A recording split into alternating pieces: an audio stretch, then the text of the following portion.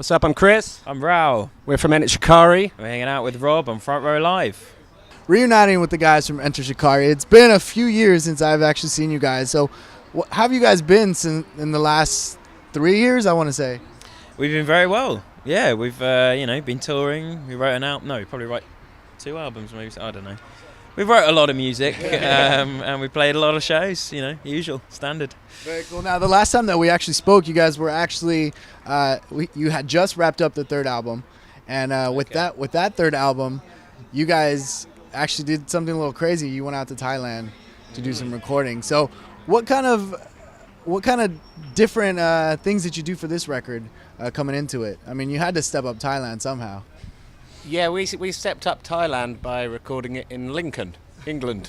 It's not quite as exotic, but it's. We had a lot more stuff going on at home and stuff. Like Ray was trying to buy a house, or he just had a baby, so we didn't want to go as far away with this one.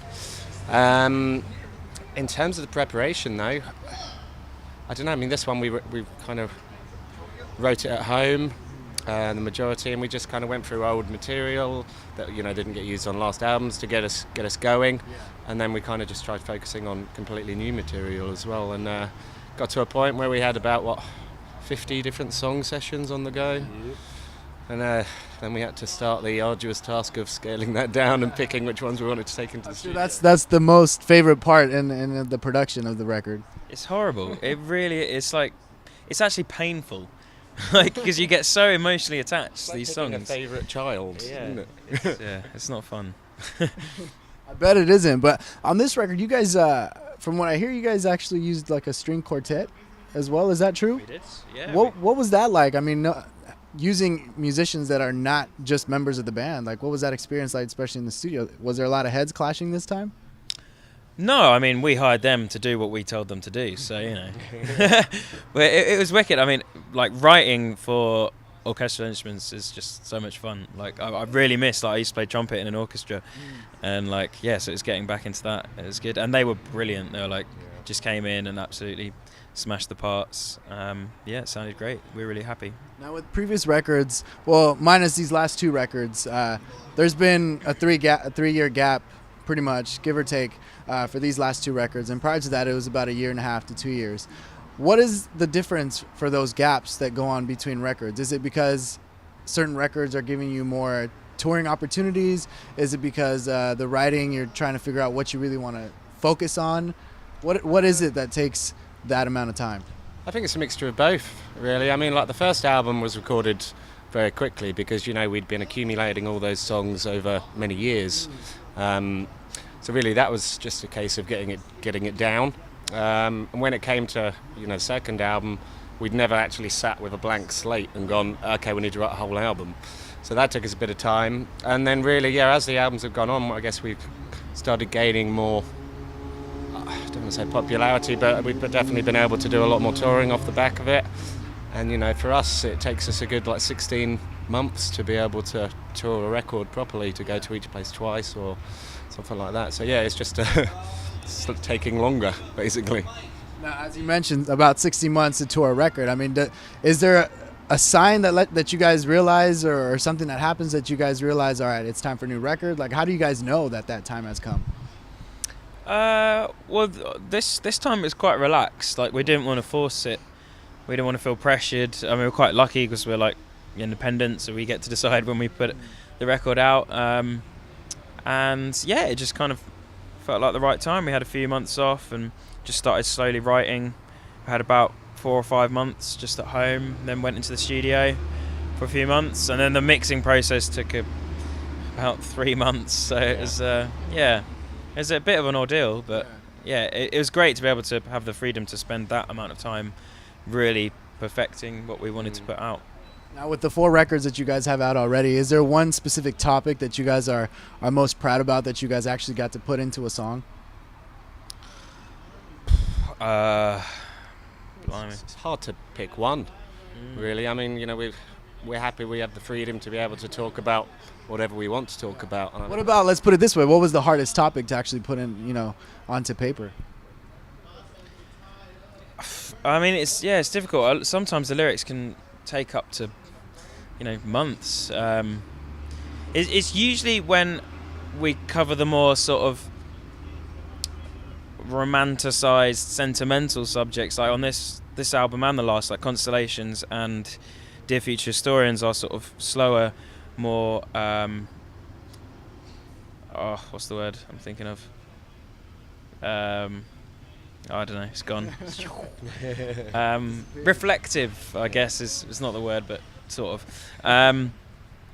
Yeah, and I just find them a lot harder because they really have to be perfect. Because I hate, I have like my cringe reflex is really high tuned, so I can't, love songs for in particular. In effect, for pop music, they've just been repeating the same things for decades, and I just can't bring myself to do that. So when we write about the sort of big subjects that people have been writing about forever, trying to come at it from a different angle, or just make it sort of interesting and true and genuine to ourselves. So that's the toughest. And with the music, when you're writing about political topics, is there research involved into that aside from writing down the lyrics? Like, how much research is involved, and how do you even go about that?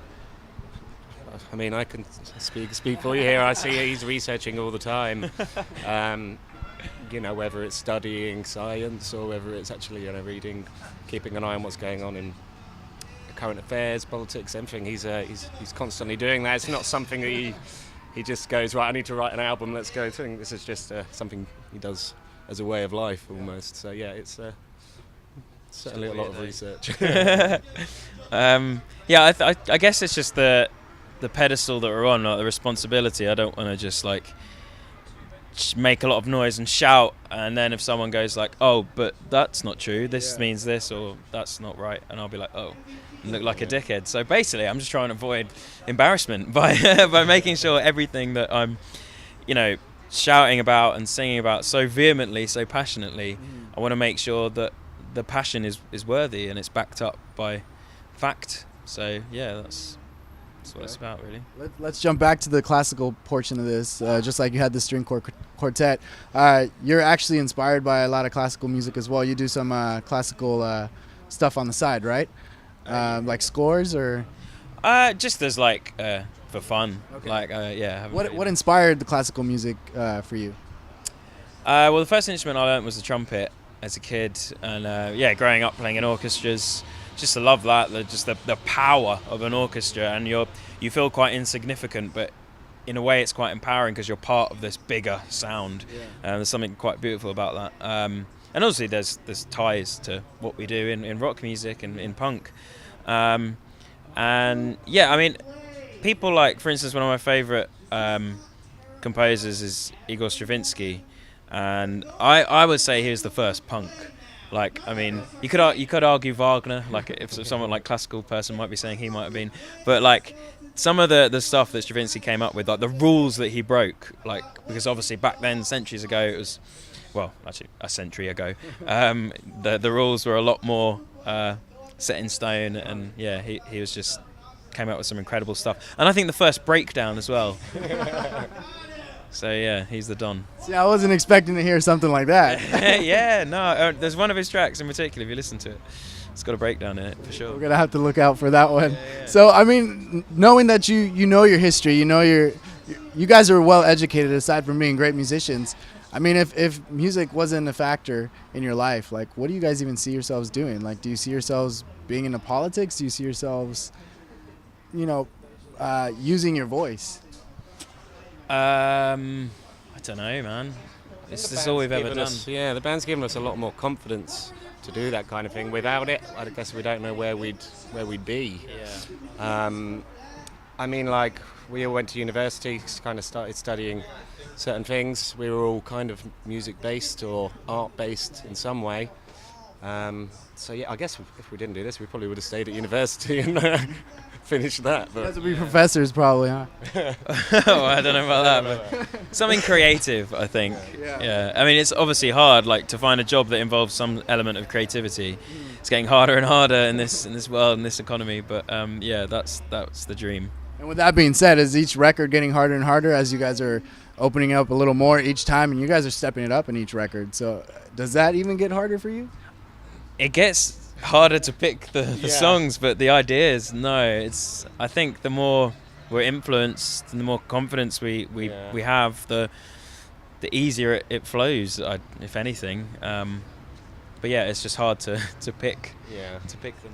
Yeah, confidence is the key for us. I mean, like, we've had the same team, same Dan Weller and Tim Morris, who are our producer engineer for the last 2 records. So Flash Flood of Colour, we gained a lot of confidence doing that record, and we went into this record knowing we'd have the same team, so we just felt completely free and not restricted in any way, and I think that helped us a lot.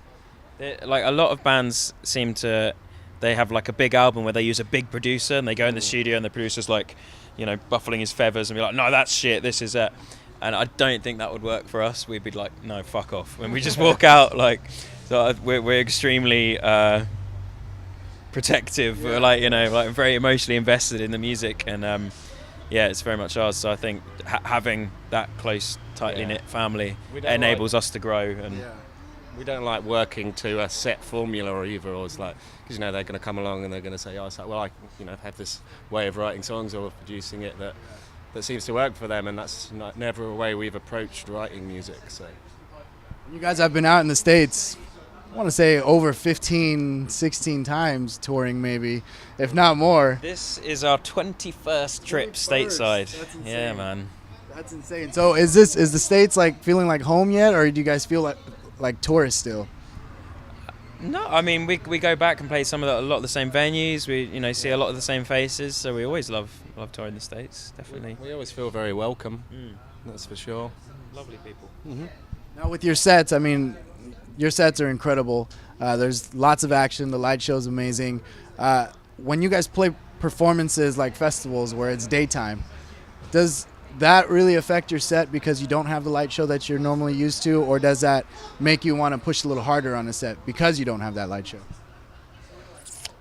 I don't know. I don't really tend to notice what's going on lighting wise. Like, it's weird because it's just a blur. You're just in your own little world. You're just living very much in the present moment, and you're not really noticing anything else. I think So you've got different things to focus on. Like, if you're playing a late night show, like you say, you know it's going to be dark, you know it's going to be loads of lights, so you're probably doing a headliner, so you think it's probably going to be quite good.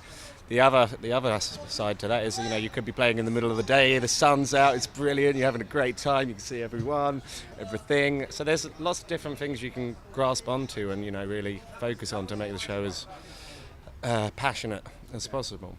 Now, the first time I actually spoke with you guys, we were in the back of a trailer at a venue that no longer exists here. It was called the Key Club, which was down the street. And that show, I mean, the energy again was incredible. And since then, your energy continues to get better and better, rather than you guys seeming like you're getting more exhausted. What do you guys do before a set, or to even get ready for that performance that you guys are going to do? Because I know at the end, I'm sure at the end of that performance, you guys are ready to pass out. Yeah, pretty much. I mean, it's not getting any easier, obviously, the older we get, but it's kind of the only exercise we get. So, you know, we're kind of trapped, we're cooped up in like little buses and planes and trains all the time, you know, traveling. So when you're let out, it's like being let out of the cage. You just want to run around and be a kid, and I guess that just still happens. Yeah. Well, what are the plans for you guys after this tour? This tour wraps up in a couple days, right? Yeah, we're into the last week now. We head home for a couple of weeks, and then we hit Australia and Russia, and then we're into the European festival circuit. So will we maybe have to wait another year to see you guys here in the States again, or can we see you guys back here within this year? There's a possibility we might come back towards the end of this year. If not, yeah, it'll be sort of early next year, hopefully. Okay. Yeah. Well, I definitely appreciate you guys giving me some time to hang out. Like I said, it's been a long time since we spoke. The record is awesome, and you guys should pick it up, Mindsweep. And what is one thing about the record they should know about?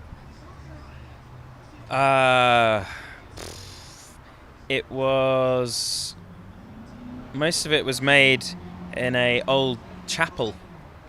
It's a very old building. Okay. Like England old, not America old. Like old. It's quite spooky. And And yes, us heathens came in and recorded in there, so that was fun. That's not that interesting. I don't know. I can't think of anything. Other than that, it was recorded surrounded by lots of fields and complete sparse area and moors, and so we had a lot of time to reflect, and hopefully that comes out in the record.